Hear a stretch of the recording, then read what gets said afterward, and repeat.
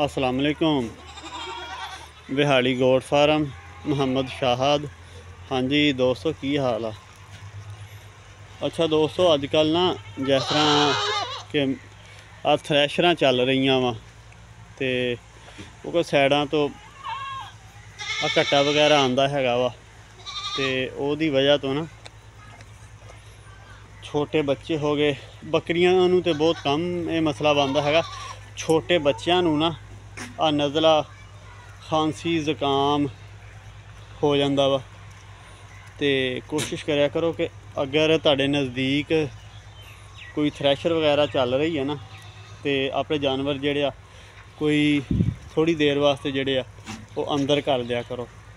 तो अगर अंदर नहीं करने, अगर नहीं तुहाडे कोल इदां दा कोई है सिलसिला, तो फिर जिहड़ा वा तुसी कोशिश करा करो कि इहदी एहतियात यही हैगी। अगर नज़ला, खांसी, ज़ुकाम अगर हो जाता, जिस तरह कि मैं पहले वीडियो एक अपलोड की हुई आ विटामिन AD3 दी, तो जो भी तुसी कोई भी इनू एंटीबायोटिक वगैरह जो भी बच्चों लगाना हैगा वा, वो एक शाट जिहड़ा वा पहले विटामिन AD3 का नाल लगा दो, तो नाल एंटीबायोटिक का जिहड़ा है ना वो कोई 3 दिन पूरा कर दवो।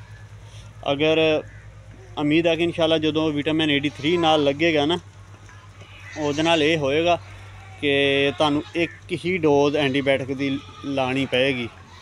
अगर ये जो तुसी पहली डोज जी विटामिन AD3 की अगर जे लगाते हो, तो अगर वैसे तुसी कल्ला एंटीबायोटिक लगाओगे वो हो सकता फिर तुहानू कोई 5 दिन भी तुसी लगाओ तो फिर जाके आराम आवे, क्योंकि विटामिन AD3 का जोड़ा ना इत्थे बहुत ही अच्छे रिजल्ट मिलते हैं बच्चों, क्योंकि मैं तो इस्तेमाल किया होया वा और बहुत ही ये अच्छे रिजल्ट ये है वा।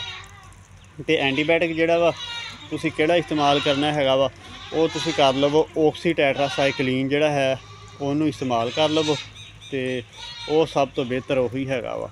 तो एक तो है भी तकरीबन सस्ता वा, तो और काम भी बहुत अच्छा करता वा। नज़ला, खांसी, ज़ुकाम तो थोड़ा बहुता मैदे ते भी काम कर जाता वा इन्हां चीज़ों ते ना, क्योंकि मैं तो ज़्यादा जोड़ा वा ऑक्सी टेट्रासाइक्लिन ही करदा वा। बाकी अगर जे देखो तो होर काफ़ी एंटीबायोटिक हैगे आ, वो फिर नहीं इस्तेमाल करी दे।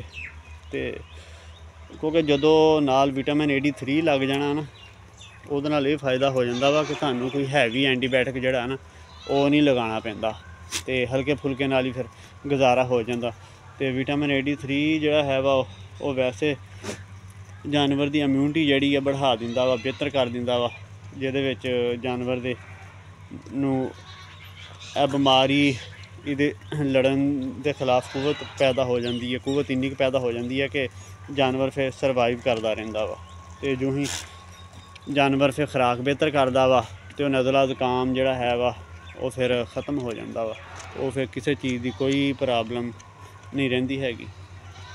तो बाकी अगर फिर भी किसी भी दोस्त ने कोई भी गल पुछनी होवे कमेंट में आके तो पुछ सकदा वा।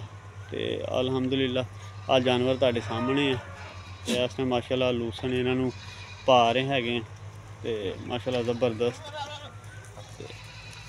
बाकी ऑक्सी टेट्रासाइक्लिन जी है वा वो होर भी कई चीज़ों पर काम करती है। वो जिस तरह के अगे अगे कोई मसले मसाइल आएंगे तो मैं दोस्तों के नाल शेयर करता जावांगा। बाकी मेन चीज़ यही थी कि क्योंकि जिस तरह हुण थ्रैशरां लगियां हुई वा, गंदम की कटाई हो रही आ, क्योंकि हुण मैं इस टाइम वीडियो बना रहा ना, इत्थे साडे नज़दीक थ्रैशर लगी हुई आ, तो बहुत ज़्यादा घटा आ रहा वा। तो पहले मैं जानवर अंदर भी कीते सीगे, क्योंकि हुण इस टाइम चारे का टाइम हैगा, फिर रात पै जानी आ, तो फिर जानवर ने खाना किहड़े टाइम आ। हुण तुसीं देख रहे हो कि खुलियां विच खा रहे आ, लूसन पाया होया वा तो खा रहे आ, तो इस करके फिर मजबूरी आ हुण इस टाइम बाहर भी इन्हां नूं रखना लाजमी आ। तो अगर इंशाअल्लाह उम्मीद है कि इन्हां नूं मसला बनदा नहीं, क्योंकि मैं जिस तरह दी इन्हां नूं खुराक इन्हां नूं दे रहा हैगा वा, अगर बनेगा भी तो मैं भी यही ट्रीटमेंट करनी है जो मैं दोस्तों नूं दसी हैगी आ। विटामिन AD3 और ऑक्सी टेट्रासाइक्लिन जी वही इन्हां दी ट्रीटमेंट मैं भी करांगा, क्योंकि अक्सर इन्हां दिनां विच आके ये मसले जिहड़े बन जांदे आ। तो फिर विटामिन AD3 और ऑक्सीटेट्रासाइक्लिन वो फिर इस्तेमाल करीदा वा। तो जिस तरह कि मैं पहले वीडियो विच मैं दस्सिया सी कि विटामिन AD3 जदों कोई मैदे की प्रॉब्लम आई या कोई जिगर की प्रॉब्लम हैगी आ, उत्थे तुसी नहीं इहनूं इस्तेमाल करना। ये सिर्फ कोई वक्ती तौर पर कोई मौसम की शिद्दत की वजह तो कोई मसला बन गया वा, तो उत्थे तुसी विटामिन AD3 का इस्तेमाल करो, तो नाल कोई भी एंटीबायोटिक तुसी करो, तो इंशाअल्लाह बेहतरी आ जाएगी। जिस तरह हुण सामने तुहाडे बच्चे मैं तुहानूं दिखा रहा वां, इहदे विच अगर एक अद्धे बच्चे नूं अगर जे पहले कोई मसला बनेगा तो मैं वो जिहड़ा एक होएगा उहनूं नाल एंटीबायोटिक लगा देना वा, बाकी जिहड़े होणगे उहनां नूं विटामिन AD3 मैं उहनां नूं लगा देना वा। तो मैं वैसे भी तकरीबन एक रूटीन बनाई हुई आ। विटामिन AD3 जिहड़ा है वा वो महीने दे विच एक दफ़ा मैं या महीने विच या 1.5 महीने दे विच एक दफ़ा मैं लाजमी लगाना हुंदा वा विटामिन AD3 जिहड़ा है ना। तो जदों इन्ने इन्हां दे प्रोटोकॉल पूरे करी जाइए, जिस तरह हुण विटामिन AD3 का मैं तुहानूं नाम लिया कि महीने 1.5 महीने बाद मैं लगाना रहना वा, तो उम्मीद है कि इंशाअल्लाह ये मसले मसाइल बनते नहीं हैगे। तो मसले मसाइल उदों ही बनते हैं जिस तरह कि हुण मैं पहले ये जानवर अगे पिछे कीते सीगे, वो पिछली वीडियो च मैं तुहानूं दिखाया होया वा। तो पहले वड्डे बच्चे इधर आए, फिर उस बाद उस छोटे बच्चे आए, और जिहदी वजह तो फिर लूज मोशनां दी प्रॉब्लम फिर आई सीगी। तो अलहमदुलिल्लाह हुण बिल्कुल क्लीयर आ, हुण उस चीज़ की कोई टेंशन नहीं हैगी। तो बाकी अपने जानवरों का ख्याल रखो, चाहे बकरी आ चाहे बकरी का बच्चा वा, मिट्टी कट्टे तो इन्हों बचावो। आ जिन्ने दिन थ्रैशरां वगैरह लगियां हुई, गंदम निकल रही आ, तो कट्टे तो इन्हों जिन्ना बचा लोगे उन्ना ही बेहतर आ, क्योंकि जो प्रॉपर एक इलाज नहीं फिर हुंदा, फिर आस्ता आस्ता फिर फेफड़े जिहड़े है वा वो डैमेज होने शुरू हो जाते आ, तो फिर काफ़ी मसाइल का फिर सामना करना पै जांदा वा। तो जो फेफड़े डैमेज होंदे जानवर वैसे ही फिर ज़ाया हो जाता, फिर जानवर की ग्रोथ नहीं रहिंदी।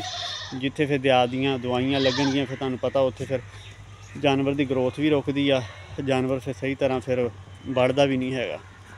उम्मीद है कि दोस्तों की समझ विच सारी गल आ गई होएगी। बाकी इस तो अलावा भी अगर जो किसी भी दोस्त ने कोई भी गल पुछनी होवे तो मेरे को पुछ सकदा, मैं अपना WhatsApp नंबर भी दिता होया वा।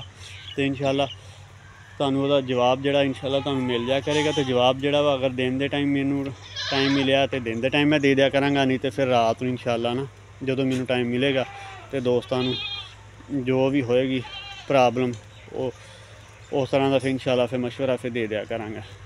ओके जी, अस्सलाम वालेकुम।